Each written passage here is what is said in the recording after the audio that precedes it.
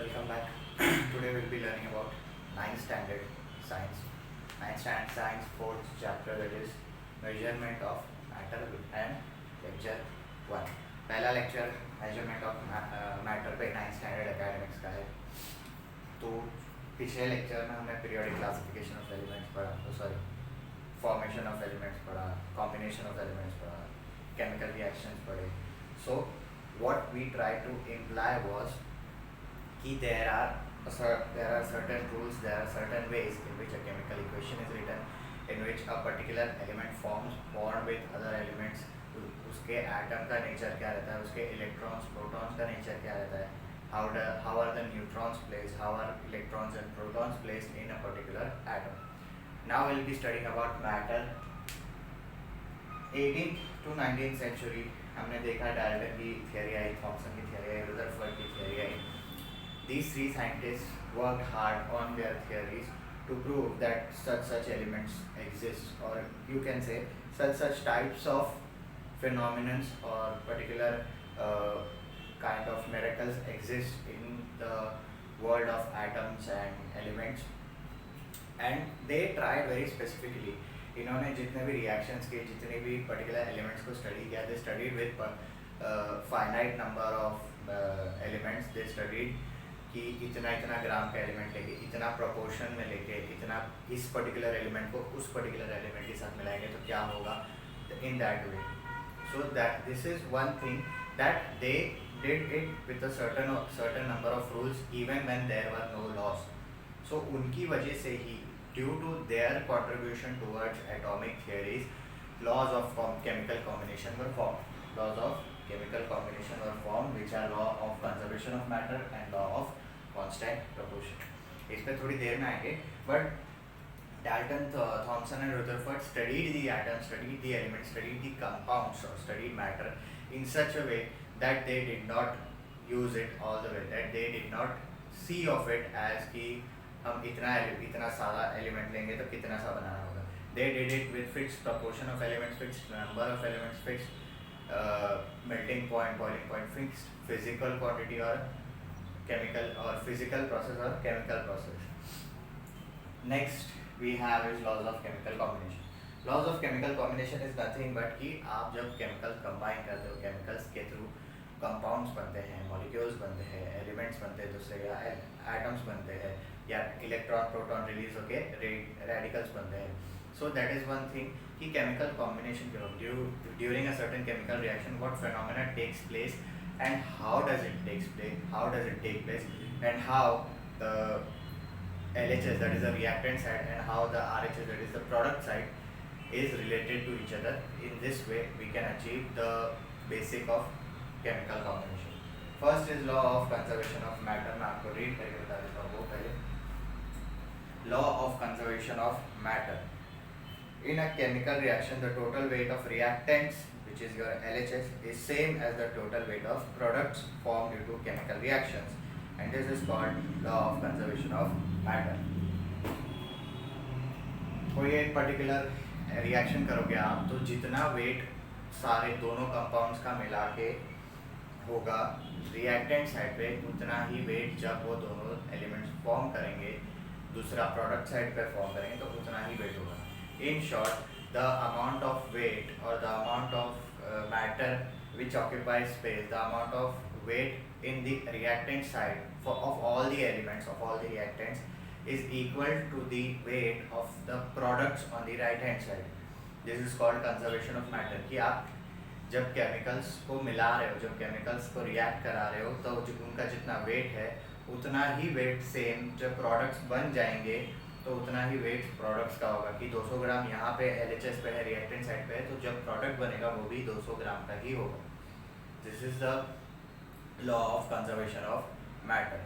मतलब इन the sense कि अगर आप कुछ भी इन द सेंस अगर आप कोई भी दो पर्टिकुलर रिएक्शंस कर रहे हो तो उसमें एक साइड अगर 200 ग्राम ये डाल रही है, एक साइड अगर तो लेफ्ट साइड पे which is in your reactant side, if you get the value of the all the weight of the chemicals as 200 grams, you will not get the product more than that or less than that.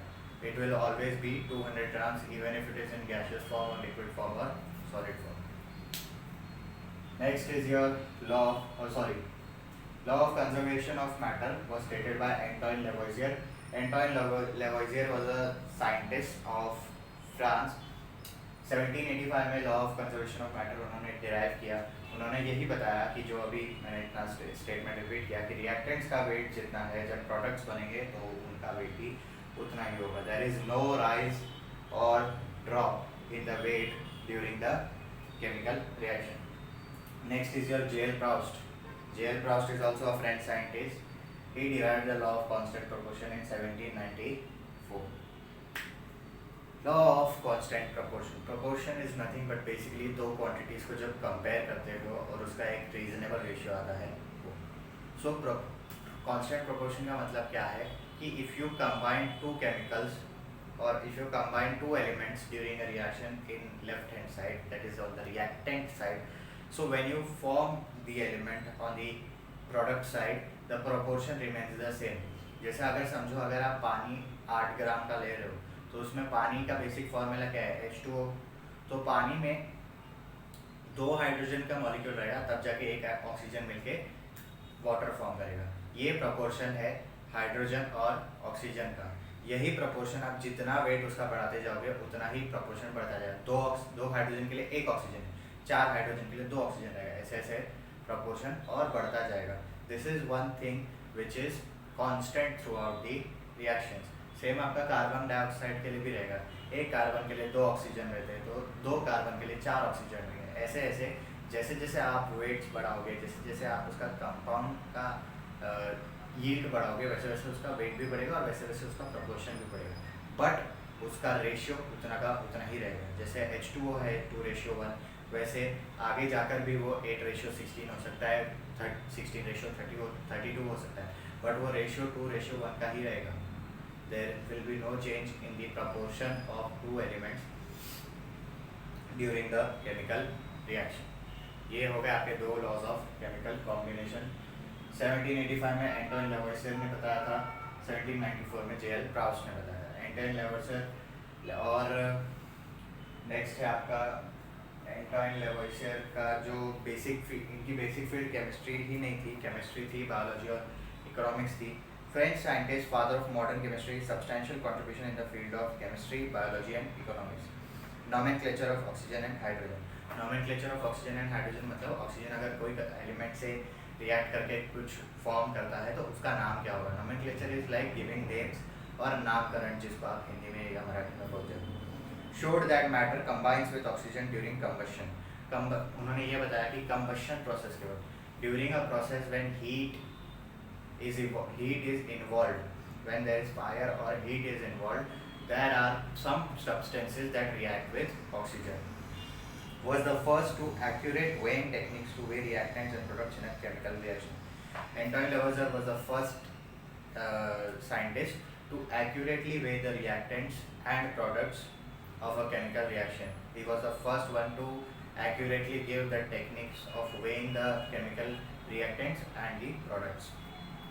Discovered that water is made up of hydrogen and oxygen. Antoine Lavoisier was the first scientist to discover oxygen and hydrogen. is ज़्यादा सबको पता नहीं है, so please remember this.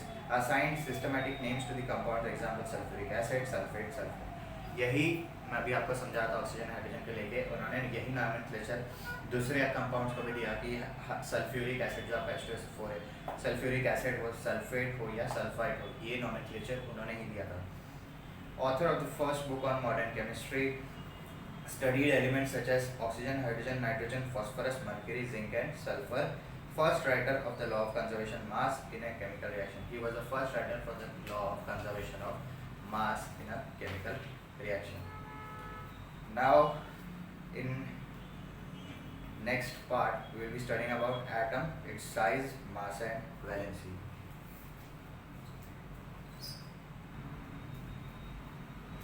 Next you have is atom, size and its mass and its valency. Valency, as we all know, is nothing but atom के outermost shell. The number of atoms or the number of electrons in the outermost shell of an atom are nothing but what determine its valency. So speaking about size and mass of an atom. Size of an atom. Atom, as we all know, is a very tiny element or a very tiny subject or object. सो इतने छोटे object को के size को major कैसे करें? इतने छोटे से ऑब्जेक्ट में क्या क्या है? न्यूक्लियस है, nucleus is the centre of the atom, nucleus is the neutral part of the atom. Then there is electron which is positive, negatively charged. Then there is proton which is positively charged. So as you see, atom is determined by its atomic size. Atomic size किससे determine होता है? Atomic radius से. What is atomic radius? Atomic radius is nothing but distance between nucleus and outermost orbit. कि आपके nucleus से लेकर वो atom का जितना outer to outer most electron रहेगा वो आपका एटॉमिक डिस्टेंस या एटॉमिक रेडियस डिफाइन करेगा, एटॉमिक साइज डिफाइन करेगा. एटॉमिक साइज और atomic radius is nothing but the distance from your nucleus to the outer most electron और outer most shell of your atom और the orbit. And the unit for atomic size is nothing but nanometres.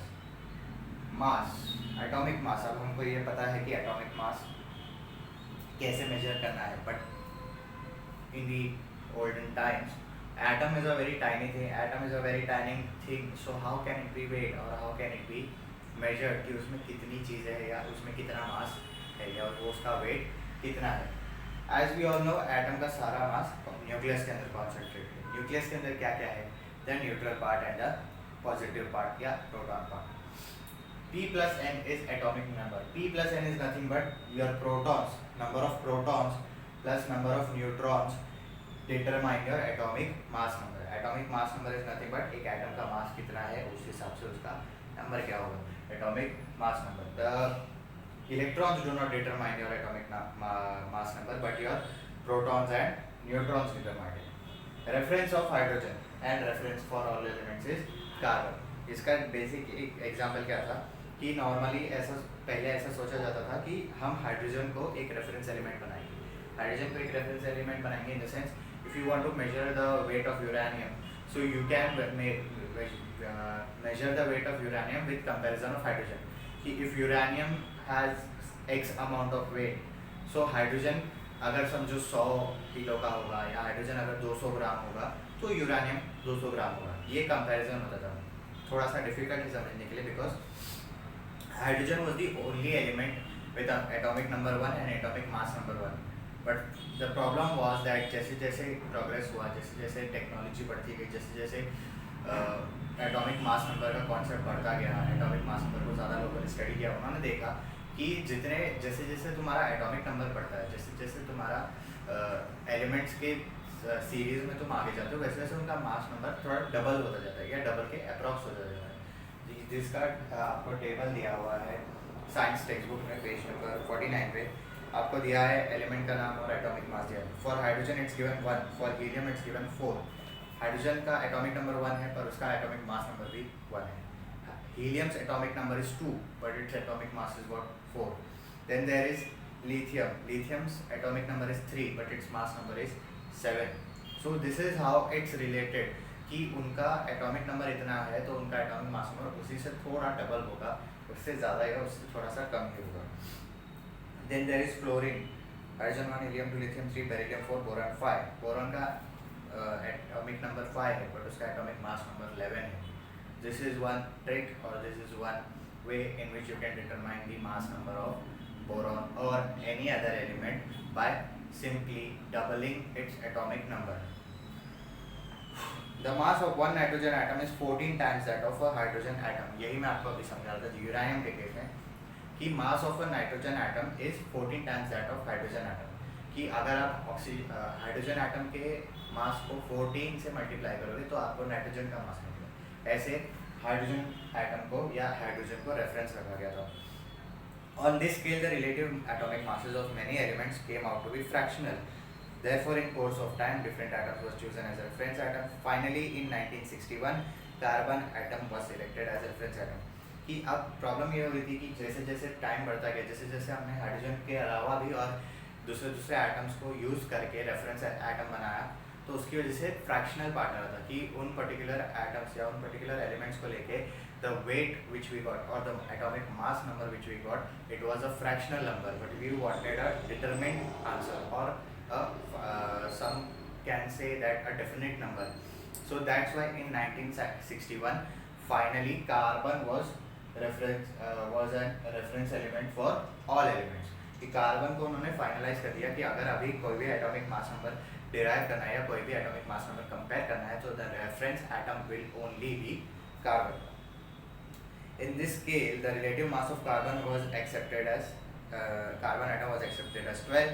The relative atomic mass of one hydrogen atom compared to another carbon atom becomes 12x 1 by 12. It is 1.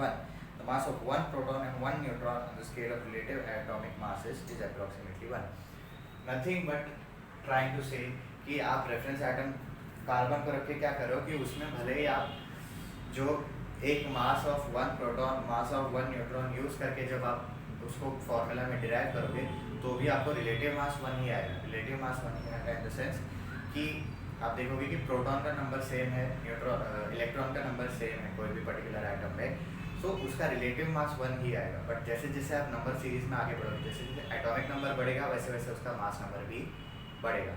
And then अब atomic mass number बढ़ रहा है, सो उसकी वजह से क्या हो रहा है, एक एक एटम के लिए हमको डिफ़िकल्टी हो रही है फ्रैक्शन लाने, एक पर्टिकुलर आंसर लाने के लिए कि चलो ये तो सारे मतलब बोलते हैं ना एक एलिमेंट का नंबर है उसके हिसाब से डिराइव करा हुआ atomic mass.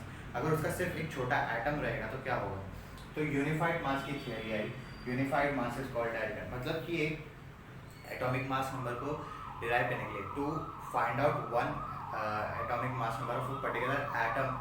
So this particular unit was called which is Dalton, and one U. U is nothing but a symbol for 1 unit of an atom.